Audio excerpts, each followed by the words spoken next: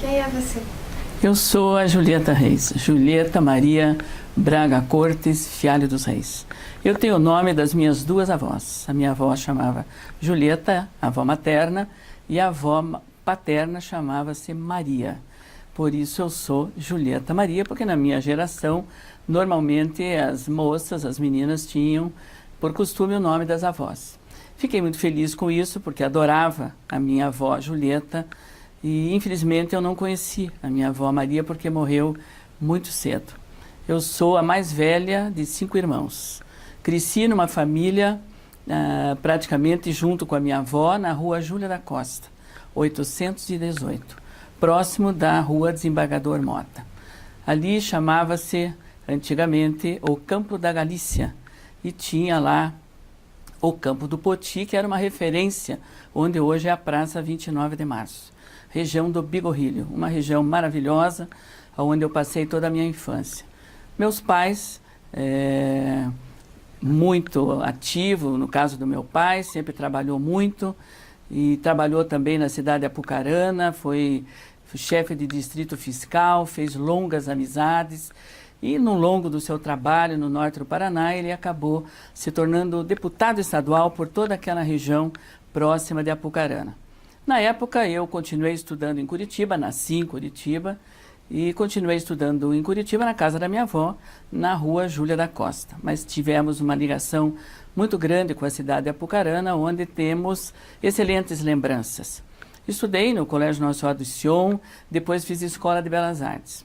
Quando eu saí da Escola de Belas Artes, eu fiquei 1 ano no Rio de Janeiro, fazendo um pequeno estágio no Museu de Arte Moderna do Rio de Janeiro, onde fiz vários cursos de aperfeiçoamento na área cultural e principalmente na área das artes plásticas, onde tive excelentes professores e contato com a arte moderna na década de 70, que foi muito importante para mim.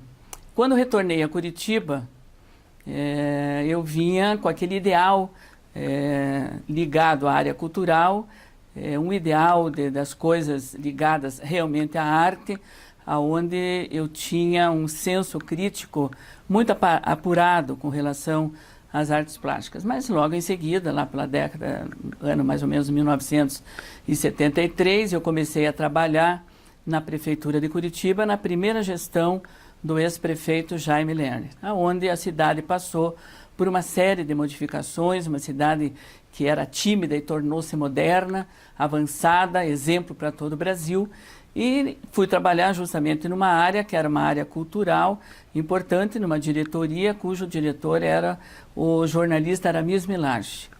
A cidade começou a efervescer do ponto de vista cultural, com o Teatro Paiol, com a Casa da Memória e com uma série de outras atividades da própria administração que culminaram na criação da Fundação Cultural de Curitiba, aonde eu automaticamente da Prefeitura, Diretoria de Relações Públicas, acabei indo trabalhar na Fundação Cultural, porque todo o departamento passou a ser praticamente a Fundação Cultural de Curitiba. Então, aquele ideal artístico e crítico com relação às artes plásticas eu tinha na minha cabeça e comecei a trabalhar justamente nessa área, com exposições no Teatro Paiol, pintura infantil das crianças na Rua 15, pintura de tapumes, fiz parte da comissão que criou o Centro de Criatividade de Curitiba lá no Parque São Lourenço, junto com Jair Mendes e outros artistas da época que trabalhavam lá.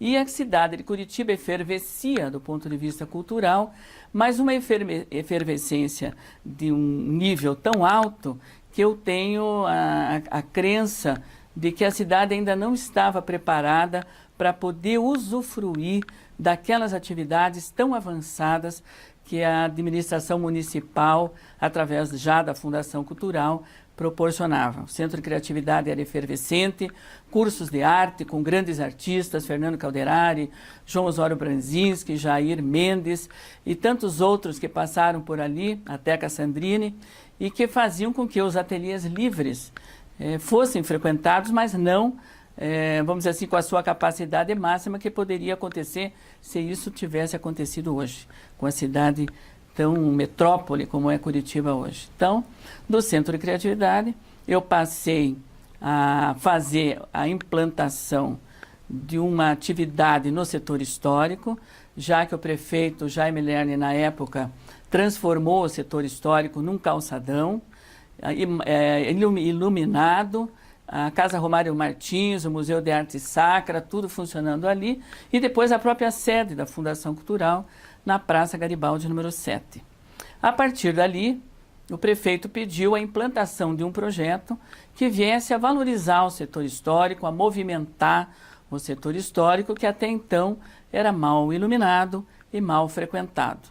O prefeito pediu para a Fundação Cultural a implantação de uma feira inicialmente de trocas, que acabou se transformando numa feira de antiguidades no Largo da Ordem e que posteriormente a reabertura do calçadão da Praça Rui Barbosa acabaram que muitos dos artesãos que vendiam na praça também viessem a comercializar os seus trabalhos na feira do setor histórico. Assim começou a Feira de Artesanato do Setor Histórico, no caso, a Feira do Largo da Ordem, 1973, década de 70.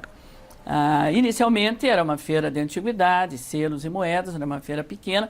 O prefeito queria que nós incentivássemos cada vez mais no sentido de realmente transformar a frequência do setor histórico, onde as famílias pudessem participar, onde o turismo pudesse ser incentivado, inclusive no entorno, com galerias de arte, lojas de arte. Hoje isso se comprovou através da própria Solar do Rosário e outras lojas que tem ali de decoração, que foram realmente importantes na decisão da administração no sentido de transformar o setor histórico. Hoje temos restaurantes, o próprio Museu de Arte Sacra continua lá, a Casa Romário Martins e a Casa da Memória, que também ali na Rua São Francisco. Tudo isso foi uma valorização do setor histórico muito importante.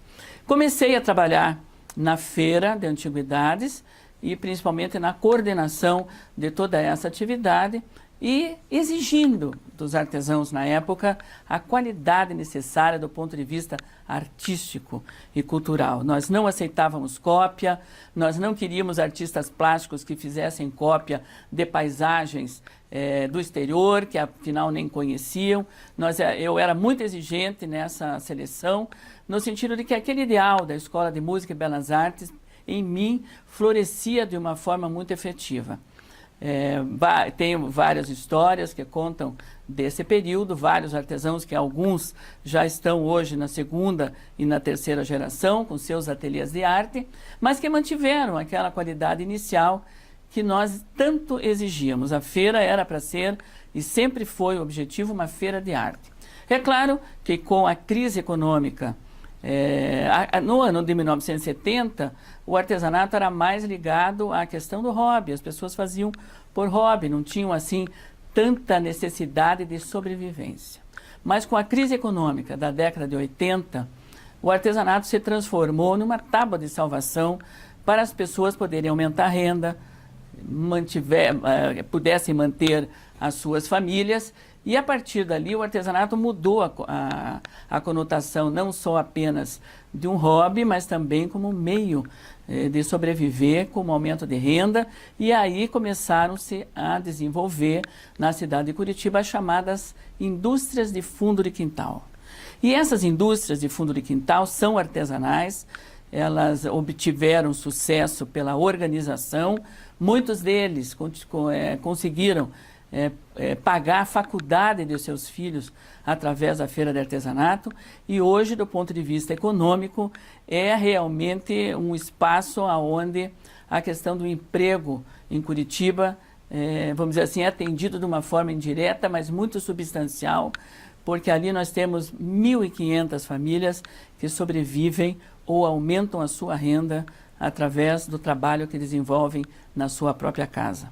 Seja na área da gastronomia, seja na área do artesanato, seja na área de decoração, seja na área da madeira, que é típica aqui do Paraná, aonde nós mantemos a tradição, muitas vezes da marchetaria, do artesanato em Vime, que vieram com os colonizadores para Curitiba através da Feira de Artesanato.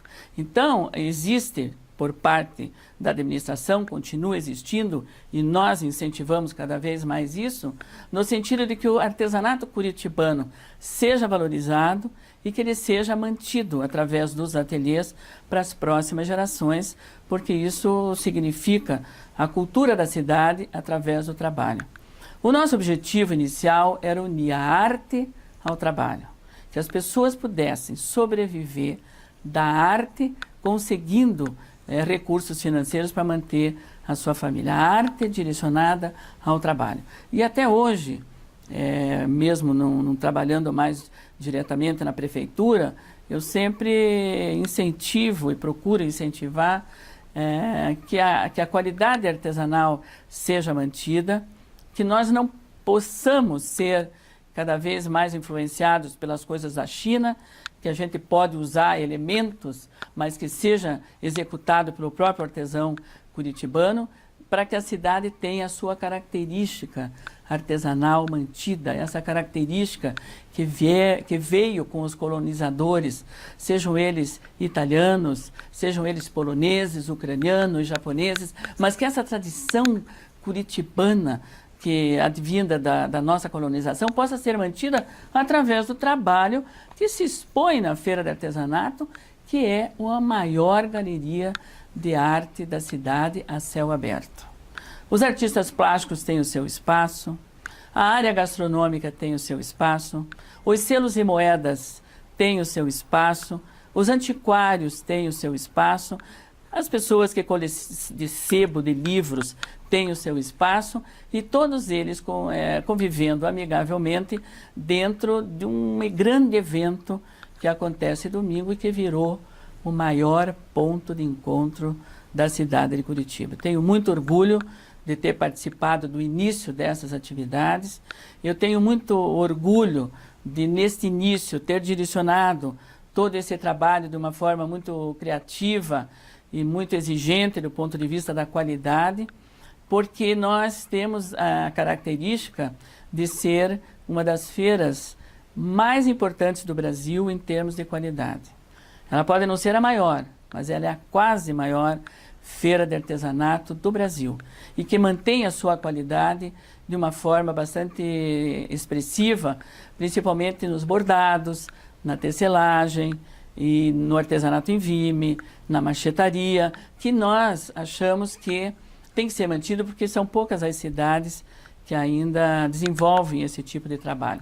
Esse artesanato em vime que veio com os colonizadores italianos, que trouxeram a muda do vime dentro do navio, que vieram para Curitiba para poder ter uma nova vida e desenvolver todo um trabalho, criando a sua família de uma forma bastante expressiva e trabalhadora. Então, eu tenho muito orgulho de ter participado desse início, desse direcionamento, num projeto que fez parte de um projeto da prefeitura, no caso a administração Jaime Lerner, no sentido de que o setor histórico de Curitiba não apenas tem que ser mantido, mas tem que ser valorizado e frequentado. Porque lugar que não é frequentado é lugar abandonado. E para a gente poder manter, vamos dizer assim, um setor tão importante da cidade, do ponto de vista cultural, sempre bem frequentado, as atividades que ali acontecem também têm que ter essa qualidade. E a Feira de Artesanato, todos os domingos, ela é não apenas um espaço para se comercializar artesanato, mas é um espaço para encontrar amigos, é um espaço para confraternizar, é um espaço para conversar e principalmente um espaço para valorizar cada vez mais a nossa cidade. Então, eu fico muito satisfeita de poder, durante todos esses anos, ter participado diretamente. Eu acabei sendo eleita vereadora pelos próprios artesãos, que acharam que deveriam ter uma representação. Não foi uma coisa planejada, eu não planejei nada, as coisas aconteceram naturalmente e fiquei até surpresa, porque uma hora lá chegou alguém dizendo para mim: Julieta, você tem que ser a nossa representante, nós precisamos de alguém que defenda as nossas atividades, alguém que defenda o nosso espaço. Nós achamos que por toda essa orientação que você fez durante todos esses anos devia ser a nossa representante. Eu levei na brincadeira, mas de repente as coisas aconteceram, alguém chegou para mim, não, você tem que se filiar num partido, você tem que ser candidata, e as coisas foram indo. A primeira vez nós trabalhamos muito, mas de uma forma assim muito ingênua, então não conseguimos a vitória, mas na segunda vez eu conversei com os meus amigos e disseram para mim, ó, Julieta, agora nós temos que nos organizar. Da primeira vez foi só um teste, agora vamos nos organizar, porque senão a gente pode não obter vitória. Daí nos organizamos melhor, junto com o pessoal da Feira de Artesanato, e eu acabei sendo eleita vereadora. E ao mesmo tempo encampei, junto ao nosso trabalho, todas as questões da terceira idade. Por que da terceira idade? Porque o artesanato está intimamente ligado com as questões da terceira idade. Quem é que não aprendeu a fazer artesanato com suas avós ou com sua mãe? O artesanato, ele é de origem familiar. A oficina, o artesanal é de origem familiar, como é até hoje o trabalho conjunto com a família. Mas quem ensinou a fazer crochê? Quem ensinou a transformar saco de farinha em pano de prato, se não fossem os nossos avós? Então, o artesanato tem a ver com a terceira idade, no sentido de repassar a técnica, o conhecimento, através das gerações. Aí encampei todo o trabalho com a terceira idade, inclusive porque todos os grupos da terceira idade também trabalham com artesanato, todas elas são as repassadoras para as novas gerações das técnicas artesanais. E a terceira idade, junto com o artesanato, tem tudo a ver no sentido da manutenção da família, muitas vezes, e no sentido das alternativas de emprego. Quando o marido está desempregado, e a questão da mulher, não podemos esquecer a questão da mulher. Quando o marido está desempregado, quando a esposa está desempregada, o que fazer? Nós vamos fazer aquilo que nós sabemos, o conhecimento do que nós fazemos. Ah, eu sei fazer pão feito em casa. As minhas vizinhas adoram. Então eu vou fazer pão feito em casa e vou comercializar para as minhas vizinhas. Ah, eu estou numa situação difícil, mas eu aprendi a fazer tricô com as minhas avós, com a minha avó, e aprendi a fazer tricô com a minha mãe. Então, eu estou numa situação difícil, eu vou fazer tricô, eu sei que as minhas amigas gostam daquilo que eu faço, eu sei fazer bem feito. Eu vou comercializar. Então, o artesanato é uma alternativa, é o saber fazer, que as pessoas têm que entender que é muito importante. E com a industrialização, com essa rede social, industrialização, o artesanato tem que ser valorizado cada vez mais nesse sentido, que é o saber fazer. Porque as pessoas que não sabem fazer nada, numa emergência, ficam na pior. Mas as pessoas que sabem fazer, que têm o conhecimento do fazer, elas não passam necessidade. E isso eu tenho vários exemplos de pessoas que trabalharam desta maneira. Famílias, o filho estava na faculdade, não tinha dinheiro, ele fazia camiseta com serigrafia e acabava vendendo na feira e pagava a faculdade.